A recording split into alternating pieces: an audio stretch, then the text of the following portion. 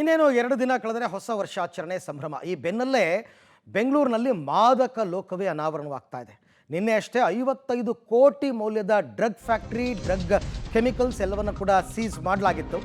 ಬೆಂಗಳೂರಿನ 3 ಕಡೆ drug factory ಪತ್ತೆಯಾಗಿತ್ತು. ಈ ಹಿನ್ನೆಲೆಯಲ್ಲಿ 3 ಪೊಲೀಸ್ ಇನ್ಸ್ಪೆಕ್ಟರ್ಗಳನ್ನು ಅಮಾನತು ಮಾಡಲಾಗಿದೆ. ಈಗ ಬರ್ತಾ ಇರೋ breaking news.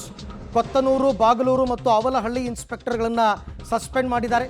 Police commissioner Seemant Kumar Singh ಈ ಆದೇಶವನ್ನು ಹೊರಡಿಸಿದ್ದಾರೆ. ಅವಲಹಳ್ಳಿ ಪೊಲೀಸ್ ಇನ್ಸ್ಪೆಕ್ಟರ್ ರಾಮಕೃಷ್ಣ ರೆಡ್ಡಿ ಅಂತಕ್ಕಂಥವ್ರು, ಹಾಗೆಯೇ ಕೊತ್ತನೂರು ಪೊಲೀಸ್ ಇನ್ಸ್ಪೆಕ್ಟರ್ ಚೇತನ್ ಮತ್ತು ಬಾಗಲೂರು ಪೊಲೀಸ್ ಇನ್ಸ್ಪೆಕ್ಟರ್ ಅವ್ರನ್ನೂ ಕೂಡ ಈಗ ಅಮಾನತು ಮಾಡಲಾಗಿದೆ. ಅಂದರೆ ಇದು ಕರ್ತವ್ಯದ ನಿರ್ಲಕ್ಷ್ಯ.